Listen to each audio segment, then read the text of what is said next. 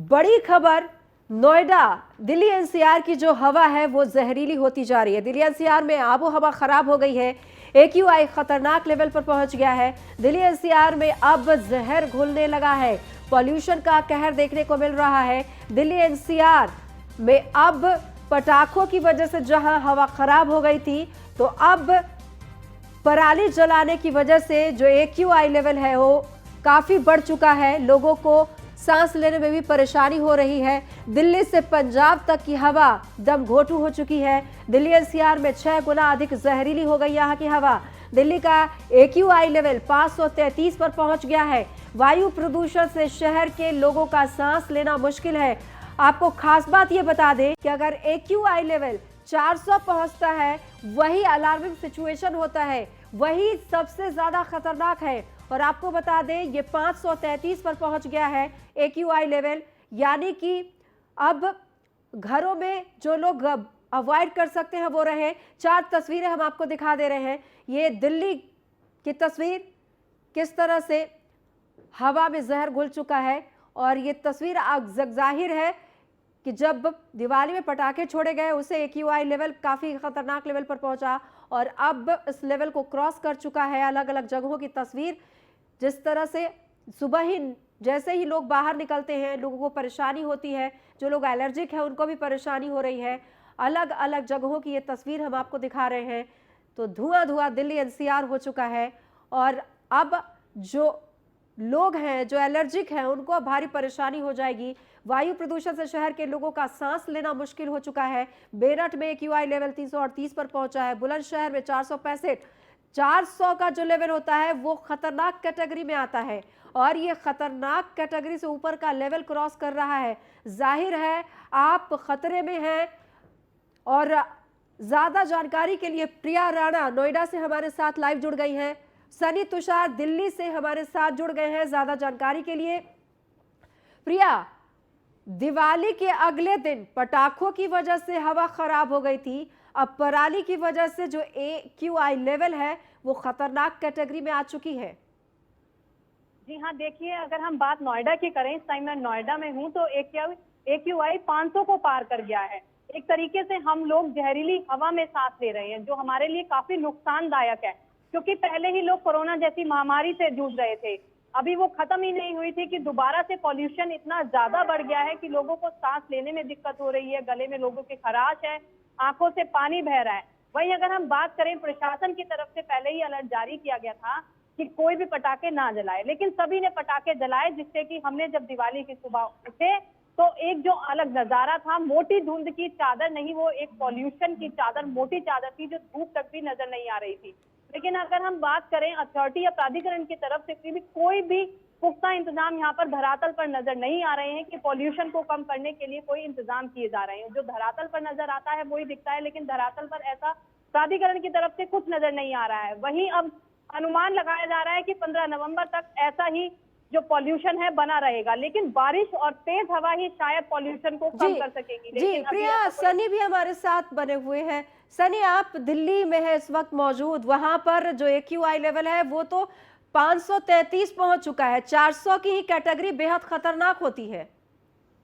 बिल्कुल, दिल्ली में जो अगर एक्यूआई लेवल की बात करेंगे तो 500 से 1000 के बीच में जो है वो आ चुका है। कभी 500 से ऊपर चला जाता है तो कभी 1000 से बिल्कुल 1000 तक पहुंचने के लिए पहुंच जाता है, जो कि बेहद गंभीर है। और इस गंभीर व्यवस्था को देखते हुए दिल्ली सरकार ने पहले ही अलर्ट जारी किया था कि दिल्ली में कोई भी पटाखे ना जलाएगा और दिल्ली में किस तरीके से जो भी कंस्ट्रक्शन साइटें चल रही हैं उनको भी आदेश दिया गया था कि आप कंस्ट्रक्शन साइटें जो चला रखे हैं वहां पर भी देखभाल रखिए कि पोल्यूशन जो है वो ज्यादा ना हो। जैसे ही दीपावली आती है, दीपावली पे खूब पटाखे छूटते हैं। दिल्ली सरकार के द्वारा जो भी गाइडलाइंस दी गई थी उन गाइडलाइंसों का खुलेआम उल्लंघन किया जाता है और अगली सुबह आपको धुंध की एक मोटी चादर दिखाई देती है। दिल्ली में लोग बाहर निकलते हैं, वो दरअसल धुंध की चादर नहीं होती है, वो पोल्यूशन की चादर होती है और लोगों को सांस लेना बेहद मुश्किल हो जाता है। सनी, कोर्ट ने जब आदेश दिए थे तो क्या माना जाए कि लापरवाही हुई?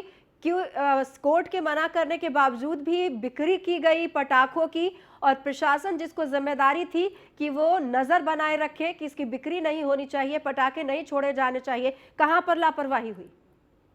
बिल्कुल, सुप्रीम कोर्ट के द्वारा आदेश भी दिया गया था कि दिल्ली में बिल्कुल पटाखे बंद है, ना ग्रीन पटाखे जलेंगे, ना किसी प्रकार के कोई भी पटाखे चलेंगे।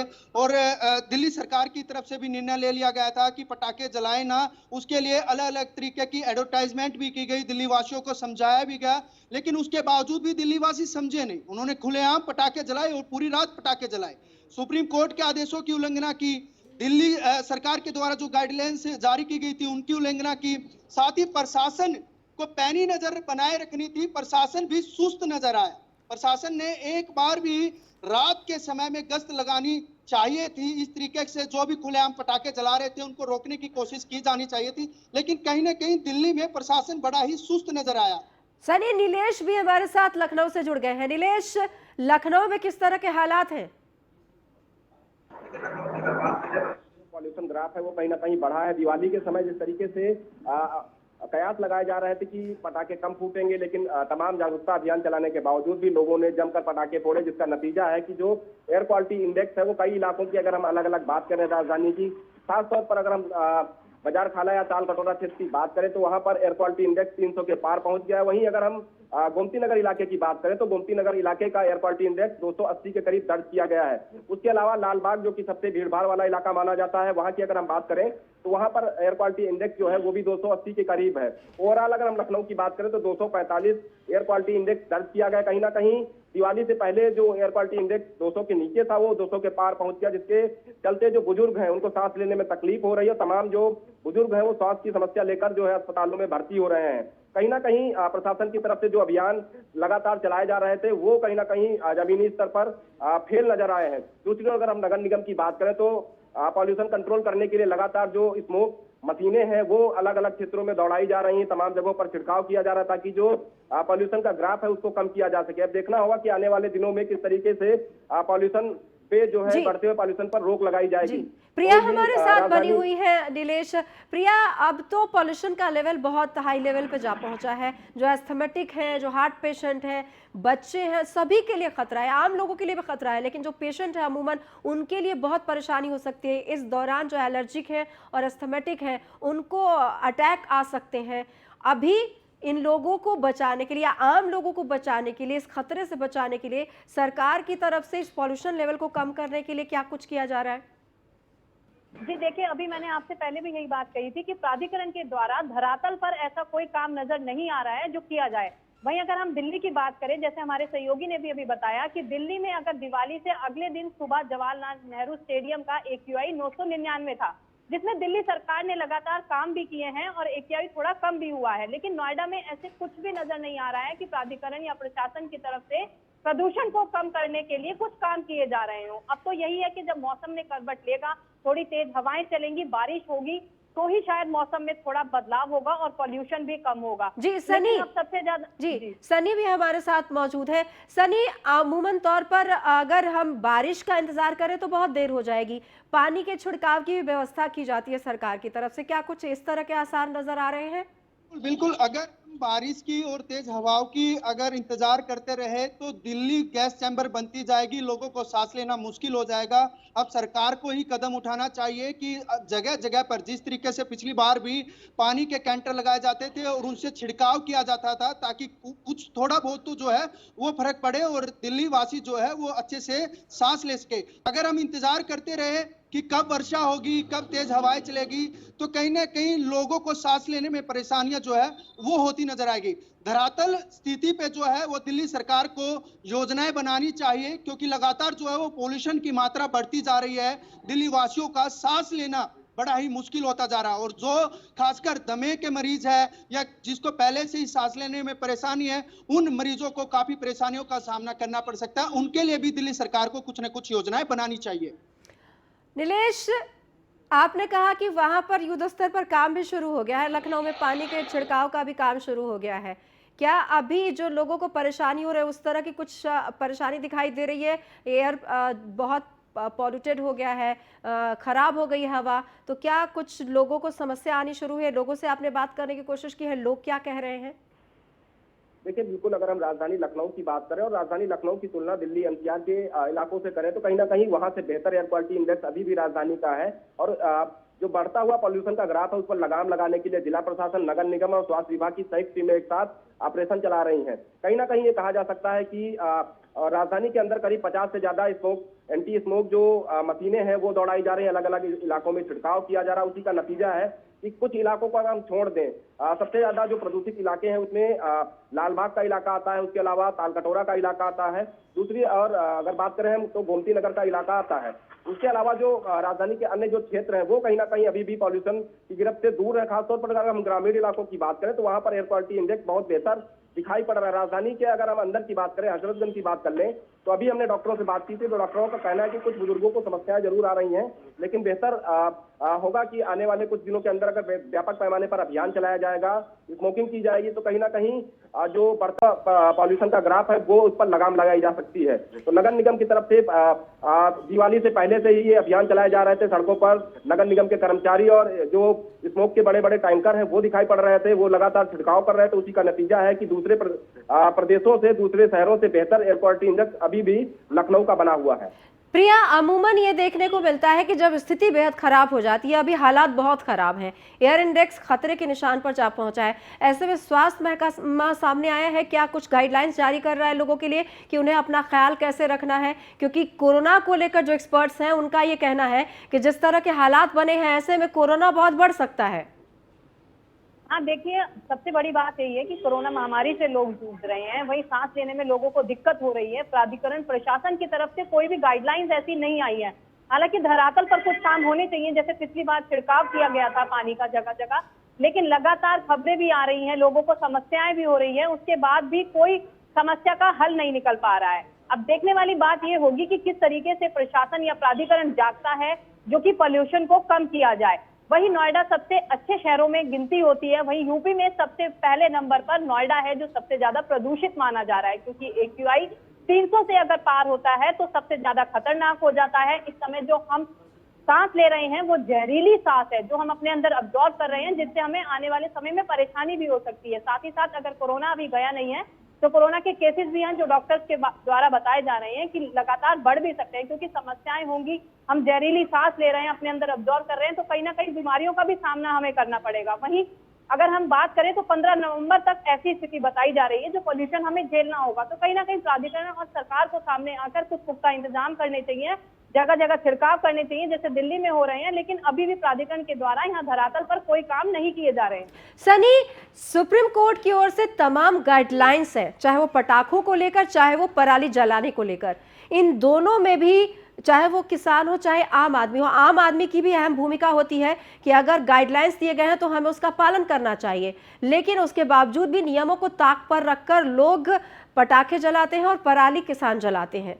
ऐसे में कैसे आदमी स्वस्थ रहेगा? बिल्कुल, सुप्रीम कोर्ट की तरफ से आदेश दिया गया था कि कोई भी दिल्ली में पटाखा जो है वो बिकेगा नहीं, और कोई भी अगर बेचता पाया गया तो उसके ऊपर जो है तो गंभीर धाराएं लगाई जाएगी। कोई भी दिल्ली में पटाखे फोड़ता हुआ पाया गया तो उसके खिलाफ भी सख्त से सख्त एक्शन लिया जाएगा। लेकिन दिल्ली वासी दीपावली के दिन खुद अपनी जान को जोखिम में डालते हुए, उनको पता था कि दिल्ली में हर साल इसी तरीके से पोल्यूशन बढ़ता है, लेकिन उसके बावजूद भी दिल्ली में खुलेआम दिल्ली वासियों ने पटाखे जलाए और उसका नतीजा अगली सुबह दिल्ली वासियों को देखने को भी मिला। रही पराली की बात, तो पराली को अगर बता दें तो हरियाणा की अलग अलग जगहों पर अभी भी पराली जलाई जा रही है, जिसका धुआं जो है वो दिल्ली की तरफ आ रहा है। धुआं आने की वजह से कुछ पटाखों का धुआं हो गया जो जहरीला हो गया, और कुछ पराली का धुआं हो गया जो हरियाणा से दिल्ली की तरफ आता है, क्योंकि हवाएं चलती है वो सीधी दिल्ली की तरफ ही आती है। उसकी वजह से भी काफी समस्याओं का सामना करना पड़ता है। हालांकि सुप्रीम कोर्ट ने पराली जलाने को लेकर भी सख्त से सख्त एक्शन लेने के लिए बोला गया था, पटाखों को लेकर भी सख्त से सख्त एक्शन लेना बोला गया था, और दिल्ली सरकार की तरफ से बार बार अनुग्रह किया गया दिल्ली वासियों को कि आप पटाखे ना जलाए, पटाखे ना बेचे, लेकिन पटाखे बिके भी और पटाखे जलाए भी जाए, और उसका नुकसान दिल्ली वासियों को अब झेलना पड़ रहा है। कि देख सकते हैं दीपावली की अगली सुबह एक मोटी चादर जो है वो धुंध की दिखाई देती है। वो मोटी चादर धुंध की नहीं होती बल्कि पोल्यूशन की होती है। अब गाइडलाइंस जो है वो अभी भी, जो मैं आपको बता दूं, एडवर्टाइजमेंट की जा रही है दिल्ली सरकार की तरफ से, आप अपने घरों में ही रहे, सुबह के वक्त बाहर घूमने ना जाए, और अपने खिड़की दरवाजे जो है वो बंद रखे।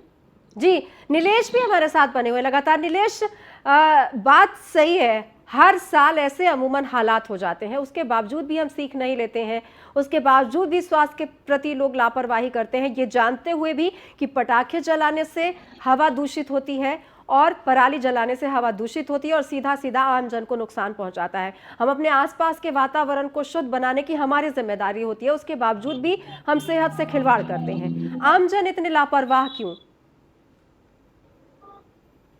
की जिम्मेदारी बनती है कि वो अपने आस पड़ोस को स्वच्छ रखे और पर्यावरण को बेहतर बनाने में अपना योगदान दे। लेकिन तमाम तरीके के सरकारों की तरफ से विज्ञापन चलाए जाते हैं, जागरूकता अभियान चलाए जाते हैं, उसके बावजूद भी लोग सबक नहीं लेते, जिसका नतीजा पूरे देश के लोगों को भुगतना पड़ रहा है। खासतौर पर अगर हम उत्तर प्रदेश और दिल्ली एनसीआर की बात करें तो दिल्ली एनसीआर में जिस तरीके से एक्वाई जो बढ़ा हुआ है उससे कहीं ना कहीं बुजुर्गों और बच्चों में जो बीमारी का खतरा है वो बढ़ गया है। हालांकि स्वास्थ्य महकमे का ये कहना है कि जिस तरीके से प्रदूषण का ग्राफ बढ़ा है उसमें लोगों को विशेष सतर्कता बरतने की जरूरत है। अगर वो अपने आसपास खुद से छिड़काव करें और अपने घरों को बंद रखें, उसके अलावा अगर घरों के बाहर निकले तो मास्क का प्रयोग करें।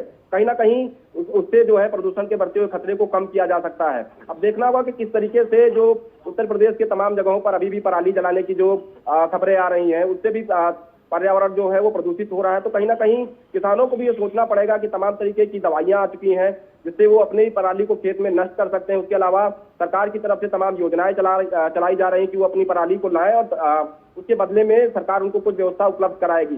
तो कहीं ना कहीं किसानों को योगदान देना पड़ेगा, नहीं तो उत्तर प्रदेश का जिस तरीके से पॉल्यूशन ग्राफ पिछले 3 दिनों में बढ़ा है वो कहीं ना कहीं आने वाले हमारे पीछे देख सकते हैं कि स्मोकिंग पॉल्यूशन को कंट्रोल करने के लिए आप देख सकते हैं कि लखनऊ नगर निगम कितना मुस्तैद है और देखिए चला रहे हैं लगातार कि ताकि पॉल्यूशन का जो बढ़ता हुआ ग्राफ है उसको कम किया जाए। तो राजधानी लखनऊ की ये सीधी तस्वीरें पहुंचाने का काम न्यूज़ 1 इंडिया कुल मिलाकर हम अपने स्वास्थ्य को नुकसान पहुंचा रहे हैं, आम जन को भी सजग होना पड़ेगा। बहुत बहुत धन्यवाद नीलेश, सनी, प्रिया, आप सभी का इस तमाम जानकारी के लिए।